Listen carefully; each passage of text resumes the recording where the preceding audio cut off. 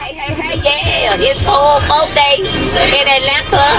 A-Town, look, peace up, A-Town down. They don't know about that, only the real ATLers. The GBI is investigating a domestic dispute that turned deadly in Douglasville. So this happened last night. We know the name of the victim has been identified as 56-year-old Sabrina Walker. Stop for a moment and look at the date, October 4th, 2025. This wasn't a day for tragedy. It was the eve of triumph. For 56-year-old Sabrina Walker, this was about paint fumes, new signage, and the intoxicating scent of independence. Her new barbershop in Douglasville, Georgia, wasn't a business. It was an escape route. She was ready for the grand opening, but her husband, 51-year-old Volanta Walker, was ready to take control back. This is not a story about a fight that went too far. This is a cold, hard narrative about ownership. This is the lethal consequence of a woman successfully defining her own life. When does ambition become a fatal threat? This is the central question we must answer. Because for millions, the simple act of pursuing success, of trying to stand on your own, is precisely what triggers violence. Have you ever known someone whose professional ascent, whose newfound stability, seemed to utterly shatter their partner's fragile sense of authority? The problem is clear and present. For people trapped in controlling partnerships, the moment they reach for autonomy, whether financial or physical, is the most dangerous moment of all. Sabrina was building her new life just 20 miles from Atlanta, brick by independent brick. Volanta treated that independence like an act of war. We are going to reconstruct the chain of events that culminated in a homicide, a 911 call, and a desperate police shootout in a quiet suburban yard. Her journey for freedom ended violently, but her story is a blueprint for survival. You need to stay until the end, because the violence you see here is not random. Later, I will deliver 2 powerful, life-saving tips on how to prevent this exact type of relationship abuse. When does ambition become a fatal threat? The answer is buried in the minutes leading up to the Douglasville tragedy. Pause right now. Hit that like button to honor Sabrina's fight for control over her own life. Welcome to True Crime Footprint, where we unveil the darkest mysteries and the most terrifying true crime tales. Kindly hit that like button, subscribe to this channel, and turn on the notification bell so you never miss any of our new stories. Your support keeps these stories alive. The home on Littlebrook Way was where 56-year-old Sabrina Walker had spent years within the confines of domestic expectation. But in 2025, she was finally laying the groundwork for a transition. The barber shop was more than a career move. It was a physical manifestation of a new life she intended to lead. It represented financial separation, a personal goal achieved late in life, and a future where her actions were her own. This decisive move towards self-sufficiency was the powder keg. Volanta Walker, at 51, watched his domestic structure erode. For a husband whose dynamic was predicated on absolute control, Sabrina's entrepreneurial energy was a direct challenge. Her success meant his power was dissolving. The money she spent on business supplies, the time she spent away from home, preparing the space, all of it reinforced the fact that she was charting a course away from him. He wasn't merely confronting a partner, he was attempting to neutralize the source of her increasing independence. The atmosphere in their home became heavy. Sabrina was focused on her grand opening, choosing paint, selecting fixtures, meticulously planning her future. Volanta, meanwhile, was focused on shutting that future down. The proximity of her professional success to the site of their daily life became a volatile mixture.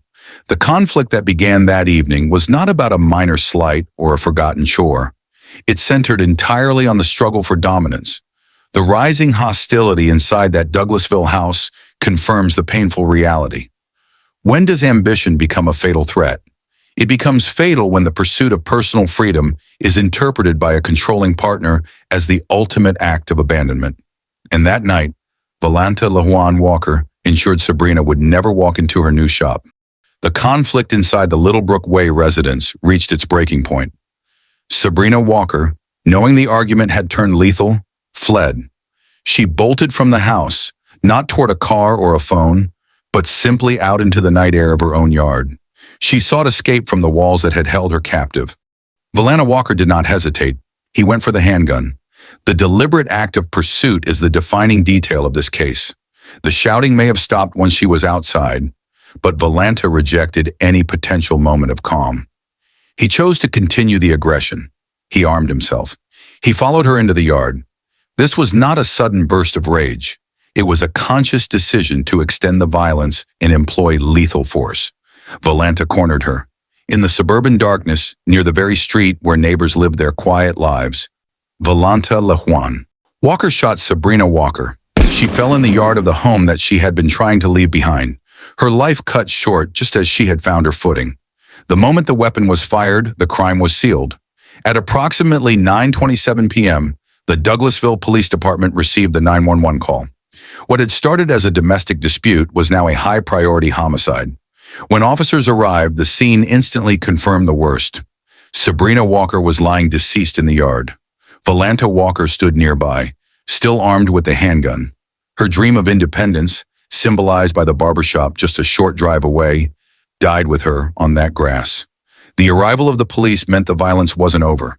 It was about to transition into a confrontation with law enforcement. When does ambition become a fatal threat? The horrifying answer is when the perpetrator is willing to commit murder in public view rather than surrender their illusion of authority. If this story makes your blood run cold, let us know why in the comments below. What is the most shocking part of this cycle of absolute control? Your story matters, and your input helps us shape this conversation for change. A Douglasville woman was shot and killed late last night, and police accuse her husband of pulling the trigger. Well, tonight her daughters are working on keeping her memory alive on what would have been the day that she opened a brand new hair salon. Atlanta News First Niamani Watson is live tonight at the Douglasville Police Department. And Niamani, I know you spoke with her daughters. I did. As you mentioned, Sabrina Williams' daughters say their mother had planned a grand reopening of her hair salon for today. Now, despite what happened last night, they decided not to cancel the event. They say they want to keep her business running to honor their mother. This was something she was really looking forward to. Less than 24 hours after their mother was killed, Sabrina Williams' daughters held a grand opening of her salon, the Groomsmen of Atlanta Barbershop. My mama put her blood, sweat, and tears into this business. Sabrina has had the shop on Fairburn Road since 2009 and wanted to hold a grand opening after revamping it. Friends and loyal customers coming out to show their support for the business and her daughters. She was a loving person. She showed up for other people, so they're going to show up for her. The Georgia Bureau of Investigation says Sabrina was shot and killed by her husband, Volanta Walker, outside a home on Little Brook Way Saturday night. When police arrived, they say Walker had a gun. Police say Walker was shot by an officer after pointing the gun at them. He was taken to the hospital. One of Sabrina's daughters, Anisha Nixit, was at the home when it happened. I couldn't do anything. He could have took me with her. So as much as I wanted to save my mama, I'm happy I'm still here with all my sisters. Though Sabrina is not here to see the moment she's been planning months for. Her daughters are making sure she's remembered not by how she died, but for her passion and impact in the community. This really helped keep us going today because this was a tough day for us. So yeah, we appreciate it. This is what she would have wanted. Sabrina's birthday is also today. She would have turned 57. The police faced a man who had just committed murder. What choice would he make when confronted by officers ready to use force? The arrival of the Douglasville police instantly put the officers in a life-or-death situation. Sabrina Walker was down. Volanta Walker was standing over her, the handgun still in his grasp. The threat was immediate and total. Law enforcement officers immediately deployed standard protocol. They issued loud, repeated verbal commands. Drop the weapon. Put the gun down. Surrender. Volanta Walker had just murdered his wife, and he was not prepared to comply. He did not comply. He stood his ground, refusing to release his hold on the weapon. Then came the final act of aggression. Volanta Walker actively chose to escalate the threat. He leveled the handgun. He pointed it directly toward the responding officers. In that critical moment, the investigation into domestic homicide triggered a separate, severe review. The threat against law enforcement was now imminent. An officer discharged their weapon, striking Volanta Walker and ending the confrontation. The lethal situation was contained. The perpetrator was subdued. Volanta was secured and transported to a nearby hospital for treatment of the gunshot wounds he sustained. No officers were harmed during the incident. The severity of the event mandated the immediate involvement of the Georgia Bureau of Investigation, the GBI. Their task was dual. Track 1, investigate the death of Sabrina Walker as a homicide. And Track 2, conduct an independent review of the officer's use of force, OIS. This procedural rigor ensures absolute transparency. The evidence is clear. The chase, the fatal shooting of his wife, and the deliberate targeting of police officers all reinforce the expected legal charges. Volanta Walker will face the most severe charge in Georgia, malice murder. He survived the police response, but he walked directly into the legal system's crosshairs. When does ambition become a fatal threat?